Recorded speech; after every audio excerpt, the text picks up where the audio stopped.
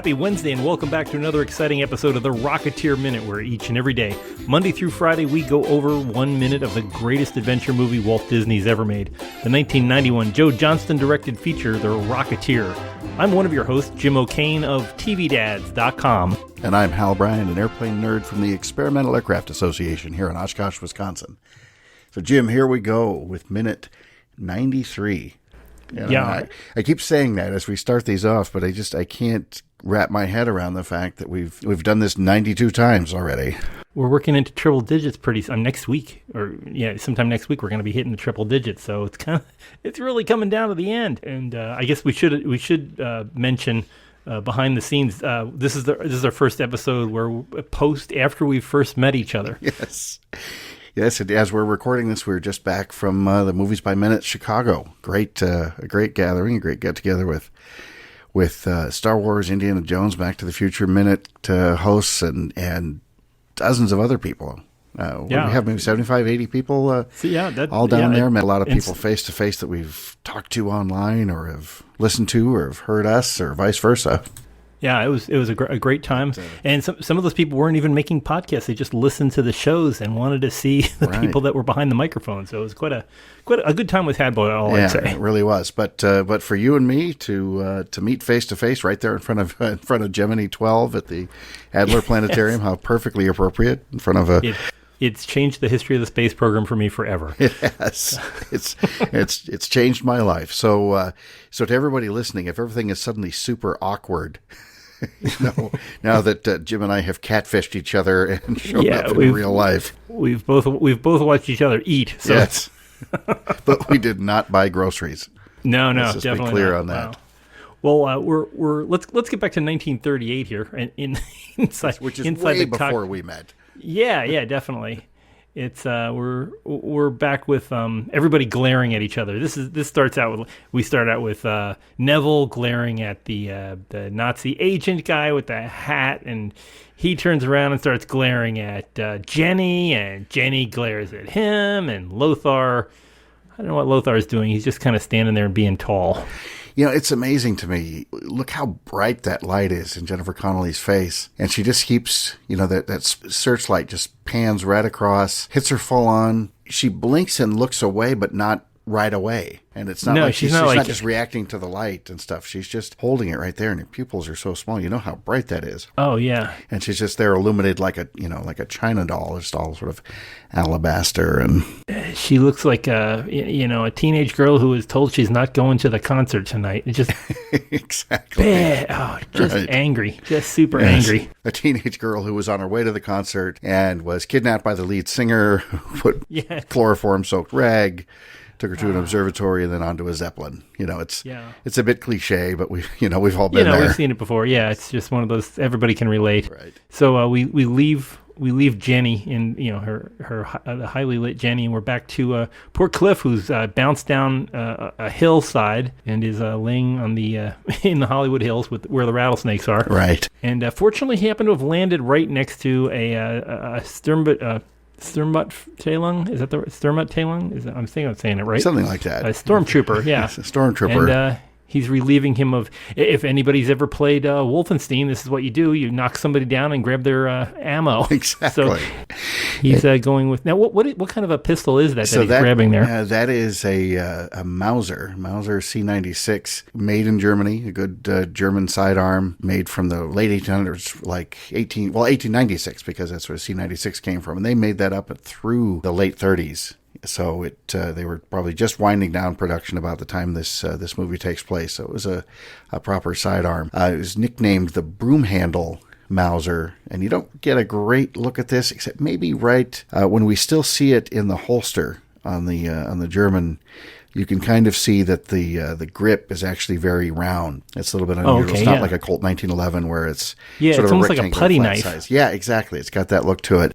And then these also had they had a wooden stock that you would put on and basically turn it into a rifle, and then that stock would open up and be a storage case for it. Of course, Cliff is there helping himself to that.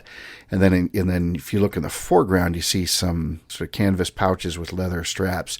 Those are the MP40 or the Schmeiser ammo pouches. So that's okay. Individual magazines would go in there. And I think I've mentioned on the show before that we had an antique and collectible toy business. My wife and I were producing, among other things, uniforms and accessories in 1/6 scale, sort of hyper detailed stuff. So she would sit there with little tiny scale canvas and real leather in tiny strips and put these little bead tacks in to make those little leather straps hook on and open up and put little magazines in there. It was just crazy. When you look at the Mauser, if you imagine that with a scope on it, it'll look familiar to Star Wars fans. That's essentially Han Solo's sidearm.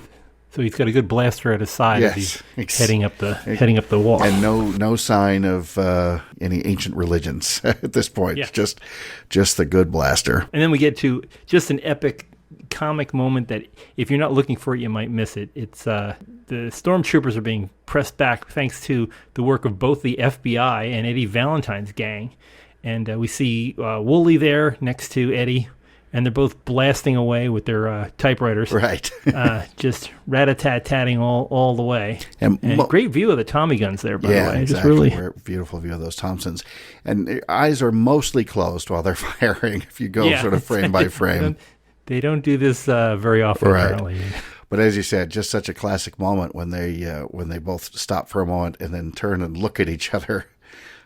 As it's sort of politics makes strange bedfellows, but on a much, much bigger and more bullet-ridden scale. I want to do something that I haven't done. I've been reading the novelization of The Rocketeer, which was written by Peter David, who is probably more famously known for his Star Trek novelizations. And he wrote this section describing what's going on. This is from Fitch's point of view. And Fitch says, he heard a burst of machine gun fire to his right, and he and Wooly glanced over, unsure of the origin of the fusillade.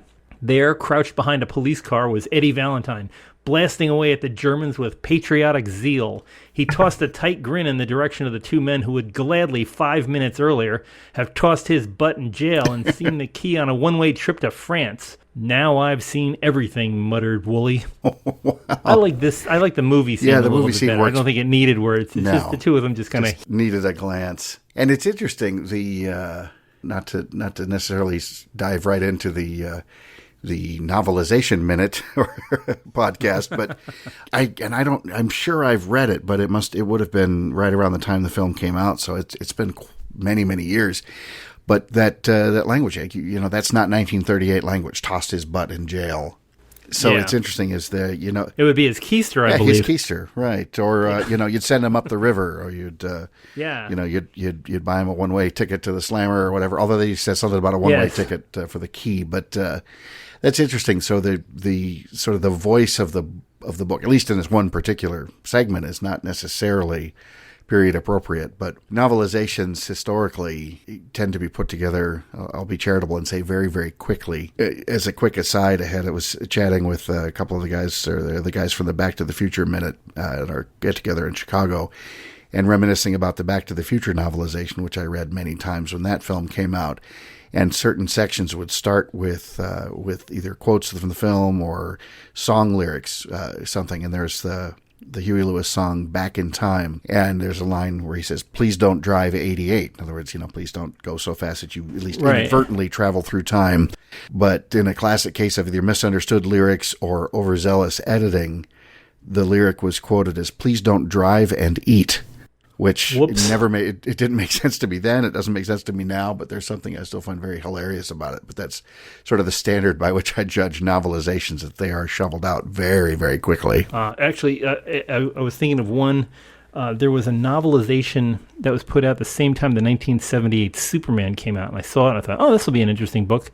And it was called Superman Last Son of Krypton. Okay. And the story had nothing to do with the movie, but it was one of the most magnificent, I'd never read a Superman novel, but it was one of the most magnificent stories of any Superman story I'd ever seen. Really? It talks about how Lex Luthor had been, it was kind of like the devil in Daniel Webster. He was there to save the world from Satan, was the only way to describe it. It was this creature, it was this supernatural creature that was going to take over the earth and then eventually the universe.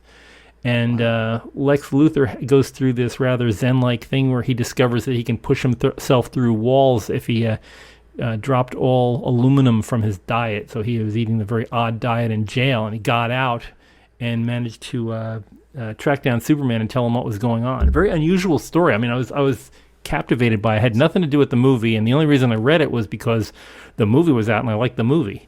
But if that is really peculiar. That's really interesting. I don't recall that at all. It was called Superman: Last Son of Krypton, and I want to say Stuart Magnus was the name of the author, but I may be wrong. But it was a great book. I'm sure it's long out of print, but you could probably find it in Abe Books or one of those Amazon, third-party folks. I was quite astonished, but I can strongly recommend it to others.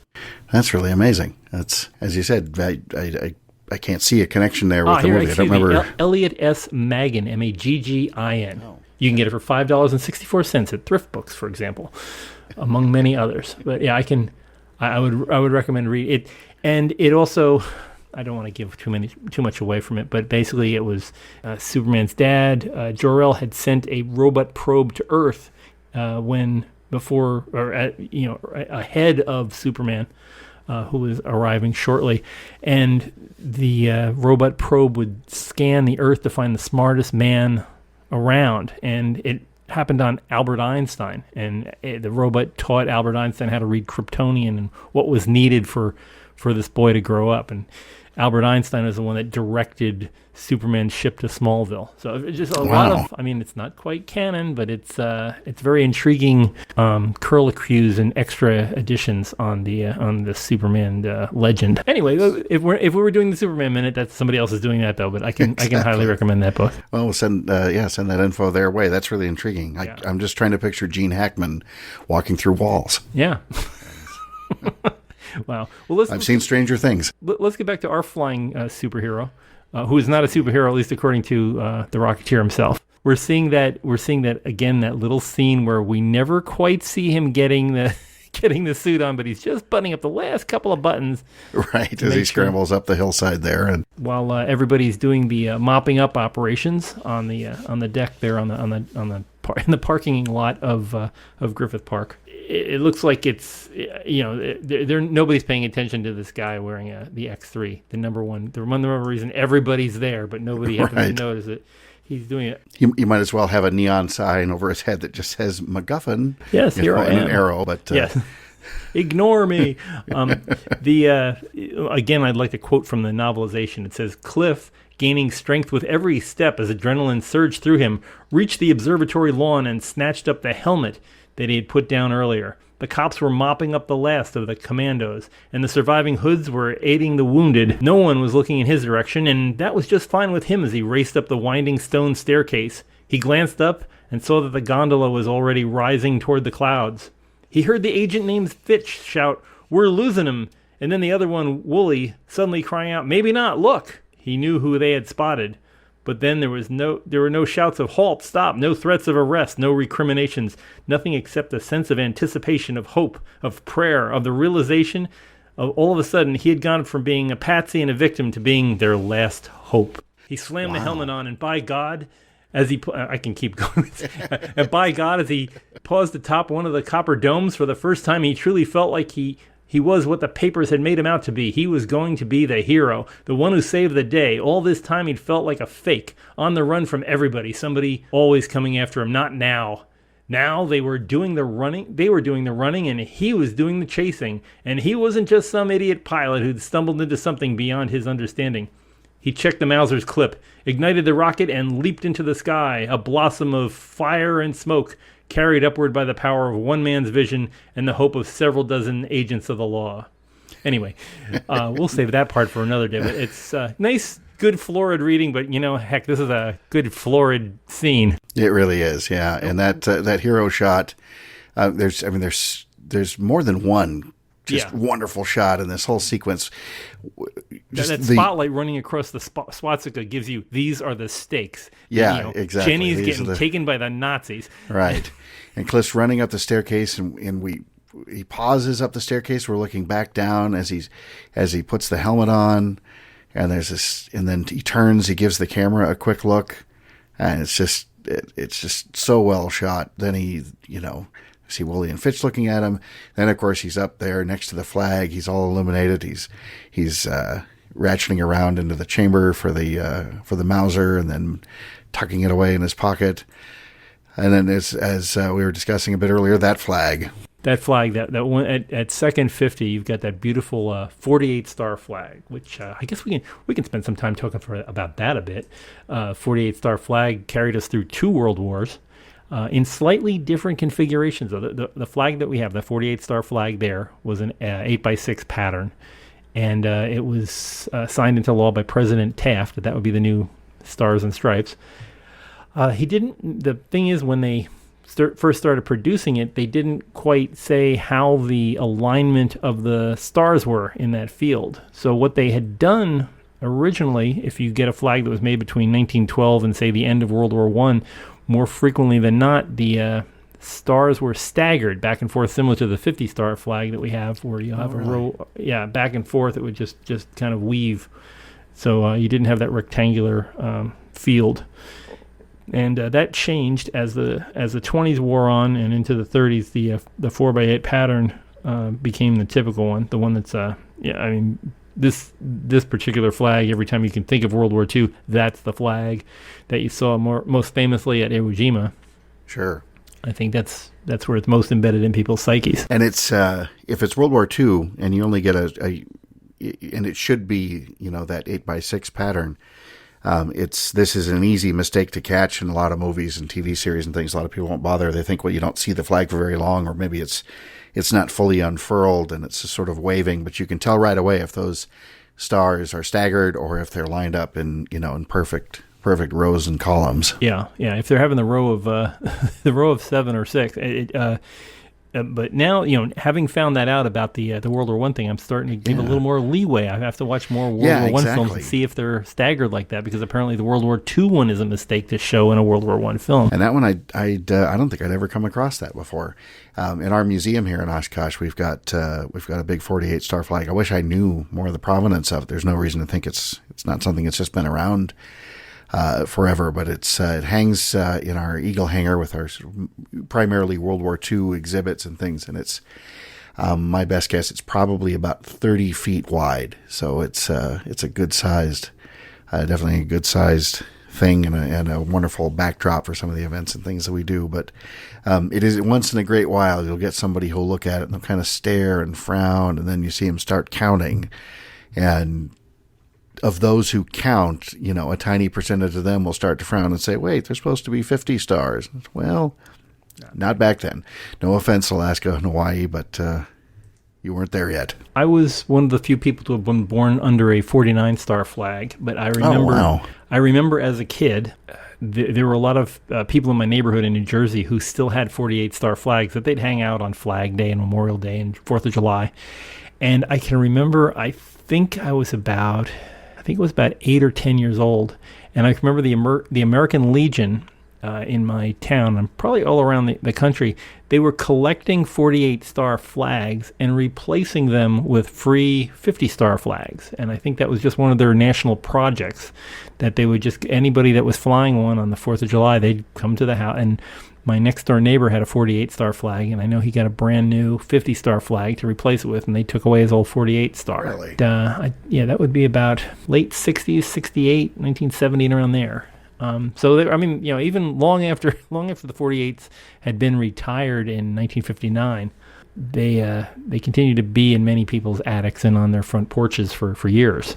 Well, sure. It's, we had the 48 stars for so long, number one, and number two, you imagine something that you were flying during the war, you'd be hard pressed to say, well, I'm just going to sort of get rid of it or, retire it just because it's not quite accurate anymore. So that makes sense. Although, of course, now, other than, like I said, the one I see in our museum, I don't recall the last time I've seen one outside of a museum. Yeah, it's a different world, and it's kind of weird. I mean, in my thinking, I always thought that the 48-star flag was around forever, and then they made the 50-star flag. But the 50-star flag has now been the longest lasting flag that we've ever had as a country. So that's it's the longest standard of the U.S. and we live in that age. So. And then we this beautiful parting shot here as ILM takes over from the live action shot, and And he does the little roll there, that beautiful roll where he just puts the engine up on top. Just it reminds me of the you know the terms far better than I do, but the shuttle when it does its when it would do its roll on the way up. There was a term for it. I can't remember what it is. Well, now. actually, there is what would happen when it initially left the ground. It would be pointed due north at 90 degrees, and then the roll program would initiate and turn whatever ship, not only the shuttle but Saturn V's or whatever, to the desired inclination that they were trying to intercept from Cape Canaveral.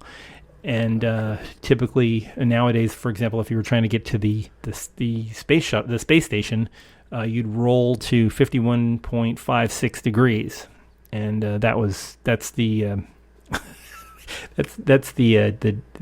right ascent. Let me make sure I'm saying this right. It's the inclination. It's the inclination of the orbit, and you're trying to intercept the right ascension of the ascending node, which is the uphill. If you picture a giant sine wave going around the planet, you're trying to hit it's actually, you're going in an ellipse, but if you did it on a ground track, it would look like a sine wave.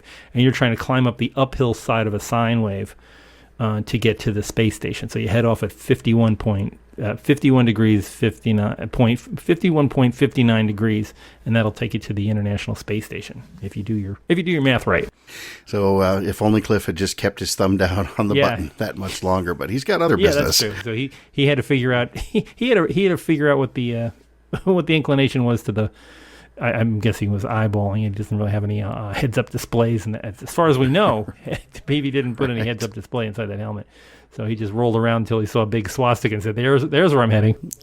Exactly, and such a beautiful shot. That takeoff, as you said, is just gorgeous. You got the practical fire effects, and then what I'm guessing is a matted-in shot of the maquette with the animated fire. Coming out the back, that roll, and then we end on Paul Sorvino's face, and he's just about to say something, but in this minute he doesn't say it.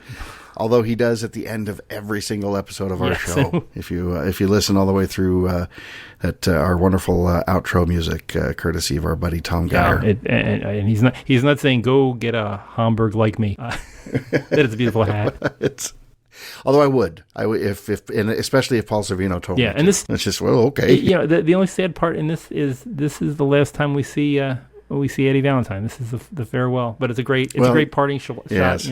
It is. We see him, of course, when he says the line in tomorrow's episode. That's true. Tomorrow's minute, but yeah, this is and this is going to wrap it up for him. We've already said goodbye to Woolley and Fitch. No more Woolley and Fitch either. So we're already beginning our farewells. But let's just hold on to it for another moment. We can do that tomorrow. We'll talk about it some more.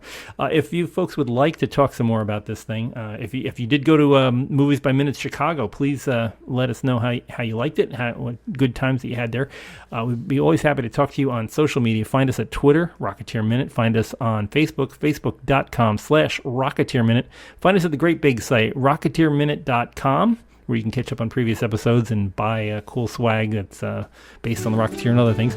And, of course, you are already probably signed up for an iTunes and Google Play to get our show hot and fresh every morning. If you're not, go in there, type in Rocketeer Minute in the search bar, hit subscribe when it comes up, and boom, you will get it every day. So join us here tomorrow, Thursday, when we'll have some more interesting... We will have the line of the show. This is my favorite line, but we'll talk about it more tomorrow here on the Rocketeer Minute. So until next time, over and out.